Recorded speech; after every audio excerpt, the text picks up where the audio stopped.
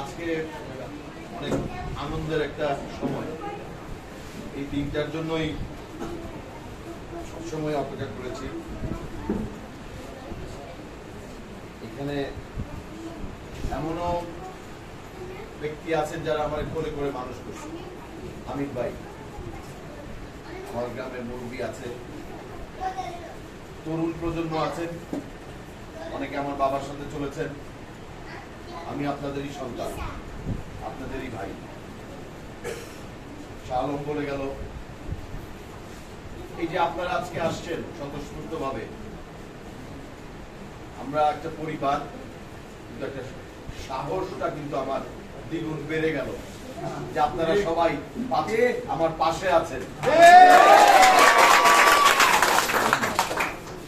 আজকে আমার মনে হচ্ছে আসলে এই দিনটার জন্যই হয়তো বা আমার বাবা শুয়ে আছে। আসেন আমরা সবাই এক এখান থেকেই শুরু করি, আমাদের বিজয়ের লড়াই এখান থেকে। আপনারা বসে থাকলে আর কোন ভয় নাই আমার, কোনো বাধা আমাদেরকে আটকাতে পারবে। আমি সব সময় যেটা বলি, শুরুটা নিজের গ্রাম, নিজের ঘর থেকেই হতে হয়। এই দিনটি এর জন্যই আমার কাছে অনেক মূল্যবান। রকি একটা কথা বলছে যে এই দিলালপুর বা ইউনিয়নে আমরা একজন এমপি ছিলেন 15 বছর, কিন্তু উনি কিন্তু জনগণের ভোটের এমপি ছিলেন না। এখানে আমরা অনেকেই ভোট দান করতে পারি না। তারা জনগণের শাসক হিসাবে ছিলেন, জনগণের টাকা লুট করে কোটি কোটি হাজার কোটি টাকা তারা বানিয়েছেন, অট্টালিকা করেছেন, প্রাসাদ করেছেন। তাদের সাথে কিছু লোক হয়তো বা সুবিধাভোগী হয়েছে। আমি সেই মানুষটা না। আমি দুর্নীতির বিরুদ্ধে যুদ্ধ ঘোষণা করবো ইনশাআল্লাহ। আমি আপনাদের সকলের উন্নয়নের জন্য আপনাদের কাছে আমি আহ্বান করব, আমাকে একটি সুযোগ করে দিবেন আপনারা। আপনারা জানেন আমার নেতা জনাব তারেক রহমান সাহেব অক্টোবরের 22 তারিখে বাংলাদেশের 6 জন জাতীয় নেতাকে আমাকে সহ একটি চিঠি দিয়েছেন। সেই চিঠিতে আমাকে সার্বিকভাবে সহযোগিতা করার জন্য বলেছেন। আপনাদেরকে অনেকে বিভ্রান্ত করতে পারেন যে উনি কে। যারা বলেন তাদেরকে প্রশ্ন করবেন, আপনি কে? আপনার নেতাকে? আপনার নেতার সাথে কি বিবি হারুনের ছবি দেখা যায়? কি ওই আব্দুল হামিদের ছবি দেখা যায়? আপনার নেতার সাথে কি শামীম ওসমানের ছবি দেখা যায়? আর আমরা যার কথা বলি তার সাথে তো আমাদের নেতা তারেক রহমানের ছবি দেখি, বেগম খালেদা জিয়ার ছবি দেখি, মির্জা ফখরুলের ছবি দেখি। আপনার নেতা কয়বার জেল খাটছে? আপনার নেতার নামে মামলা কয়টা? আপনারা যে বিএনপি বিএনপি করেন আর আমি বিএনপি না। এই যে আমি কয়েকটা পোস্টার ছাপাইছি, এটা কি লেখা? আমার মার্কা কি? ধানের নাকি? যারা বলে তারা আপনাদেরকে বিভ্রান্ত করা ছাড়া অন্য কিছু করেন না। তাদের নমুনা কি আমরা দেখি নাই? ক্ষমতায় যাওয়ার আগে কি শুরু করছে আমরা। আপনাদের বিবেকের কাছে তো এই প্রশ্নটা আমি এতদিন যাবৎ করতেছিলাম। আসেন না আমরা সকলে মিলে আমাদের ভাগ্য উন্নয়নের জন্য এমন কিছু করি যাতে সবাই ভালো থাকতে পারি, কিছু মানুষ না।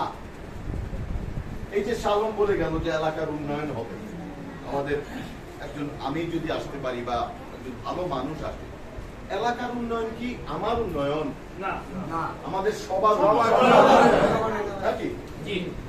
আপনাদের পাশে যখন আপনারা আপনাদের সংসদ সদস্য বা আপনাদের চেয়ারম্যানকে পাবেন আপনাদের সুখ দুঃখে, সেইটা আপনারা চান নাকি সেই সরারচরের একজন ব্যক্তির কাছে আপনাদের ওই বাউন্ডারির ভিতরে যাইতে চান? আমার দরজা তো 24 ঘন্টা আপনাদের জন্য খোলা। এমন কোনদিন কি গেছেন যারা আসছেন তারা আমারে পান নাই? আমার দেখা করতে পারতেছেন না, সবাই আমার দরজা তো কখনো লাগাম থাকে না।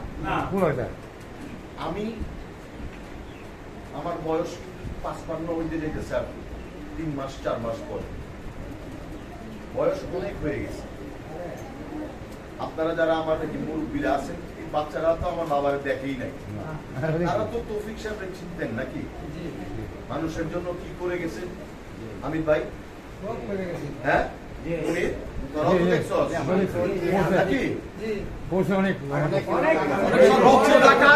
আমার গায়ে ওই রক্তই কিন্তু আমার গায়ে তাই না?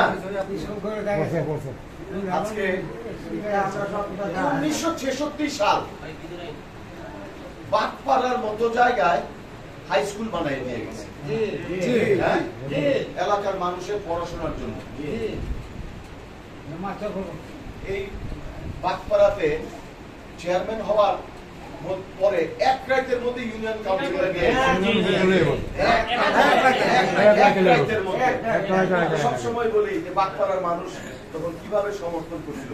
শুধু কি বাগপাড়া, মোল্লাপাড়া আসি না, বাগপাড়া মোল্লাপাড়া নিয়েই তো আমরা গর্ববোধ করি। হ্যাঁ, আমার বাবার জন্ম হয়েছে কোথায়? এই গ্রামে, এখনো শুয়ে আছে এখানে। আমিও একদিন চলে যাবো আপনাদের এইখানে। আপনারা আমার নিজেদের ভাই মনে করেন, সন্তান মনে করেন, আমার ভুল হইতে পারে, আমি মানুষ। আমি মনে করি যারা ছোট, যারা মুরব্বী আছেন, আমার ভুলগুলো ধরাই দিন। আমি ভুল থেকেই শিখবো।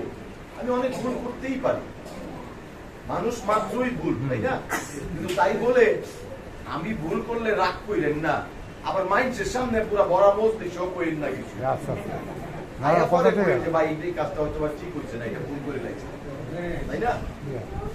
এই যে ধরেন এতদিন আমি আপনাদেরকে অনেকদিন আমি চাইছি যে আপনারা আসেন, আপনাদেরকে বলা হয়েছে, আজকে স্বতঃস্ফূর্ত ভাবে আপনারা সবাই আসছেন। এটা আমাকে যে কতটুকু প্রেরণা দিবে সামনের পথে আরো যেন দ্বিগুণ উৎসাহে আমি যেতে পারি।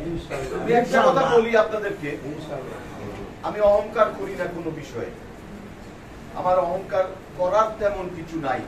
তবে একটা নিশ্চয়তা আপনাদের দিতে পারি, আমরা আল্লাহরে বিশ্বাস করি। আল্লাহ ছাড়া আর তো কেউ নাই, সর্বশক্তিমান আল্লাহ নাকি? আল্লাহ ছাড়া আমার এই নমিনেশন কেউ আটকাইতে পারবে না।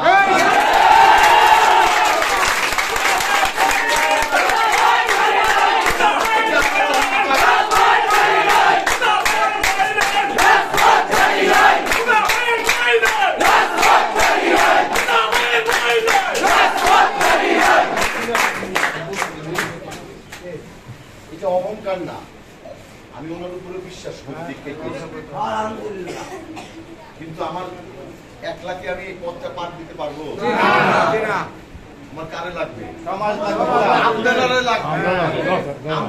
লাগবো আমার, তাই না? আমি আপনারা আমার পাশে চাই। আজকের থেকে শুরু হোক আমাদের নতুন করে পথ চলাই।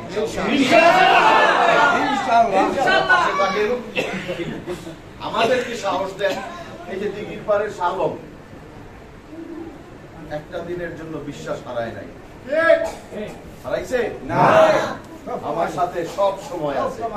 হ্যাঁ, এই লোকটা কিন্তু আমার অন্যতম শক্তি। আমার পাশে আছে আমার চাচাতো ভাই, এই যে আমাদের বাসির, আজকে পদ নাই আমার রাজনীতিকরণ দীক্ষা, যুব দলের সাধারণ সম্পাদক নাকি, তারে পর্যন্ত বহিষ্কার করে ফেলাইছে। সে কি হাল ছাড়ছে? না। বিশ্বাস হারাইছে? না। এই বাসিরদের মতো ইস্পাত কঠিন মনোবল থাকতে হবে, ইমানটা শক্ত থাকতে হবে আমাদের, ইমানি দায়িত্বটা পালন করতে হবে। ভোটটাও কিন্তু একটা বড় আমানত। আপনি ভোট দিয়ে একজন সুরেও নেতা বানাইতে পারেন, আপনার ভোটের মাধ্যমে একজন ভালো মানুষকে আপনি আনতে পারেন। আপনার সিদ্ধান্ত হবে আপনি কাকে চান। একদিনের ভাগ্য উন্নয়ন না, ভোটের রাজ্যে আপনার 1000 টাকার একটা করে নোট ঢুকাই দিল, 1000 টাকা সকালবেলায় শেষ হয়ে যাবে, সকালেই শেষ। কিন্তু না, 5টা বছর তো একজন এমপি থাকে নাকি? 5 বছর যদি ভালো থাকতে চান, পরবর্তী 5 বছর যদি ভালো থাকতে চান, তাহলে ওই সিদ্ধান্তটা আপনাকে নিতে হবে। আপনি কি একজন একেবারে সৎ এবং দুর্নীতি মুক্ত কাউকে আপনাদের সেই নেতা হিসাবে আনবেন কিনা সংসদে? বিগত 30 বছর, 30 আমি এরা কয় 30, আসলে আমি বলি কি জানেন, 54 বছর স্বাধীনতার পর থেকে এই বাজিতপুর থেকে সংসদ সদস্য হয়ে গেছে 30 সেকেন্ড না, 54, এরা তো কয় 30, আমি বললাম 54 সেকেন্ডও কথা কইতে পারছে না। আলম সবসময় কয় যে সংসদের মাইকটা জং ধরে গেছে, বাজিতপুর নির্বাচনের লেগে যে মাইকটা আছে এটা জং ধরে গেছে, এটার মধ্যে কথা কওয়ার কেউ ছিল না। তৌফিক মিয়ারে কইতো বাঘ নাকি? বাঘ কইতো না? বাঘের ঘরে তো বিলাই হয় না।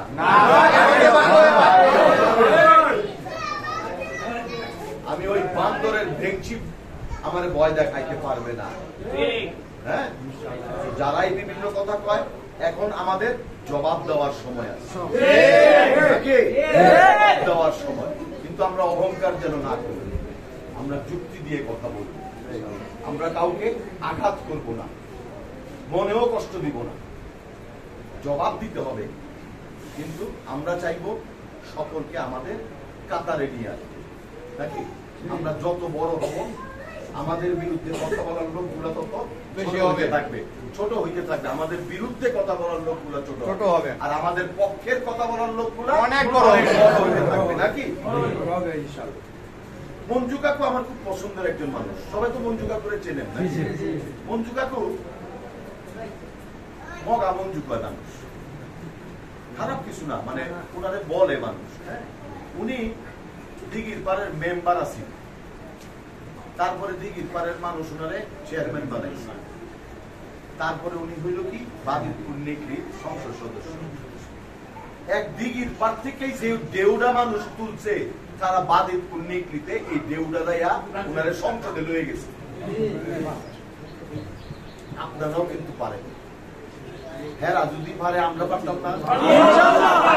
পারতাম না? এইবার যেন দেখা কইতে পারে যে মেমুল্লা পাড়ার ঢেউ এইবার দিঘির পাড়ের ঢেউ তো বড় হইছে।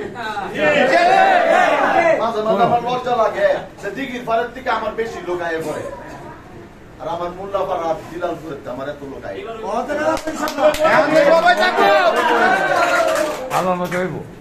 এটা যেন আমরা না করতে হয়।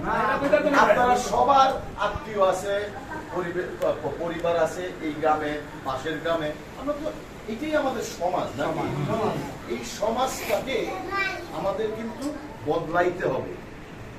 এই সমাজে আপনি যদি 2জন লোককে আমাদের পক্ষে আনেন, এই না আমরা মিনিমাম 1-150 লোক আছি না, 2জন করে আনলে 300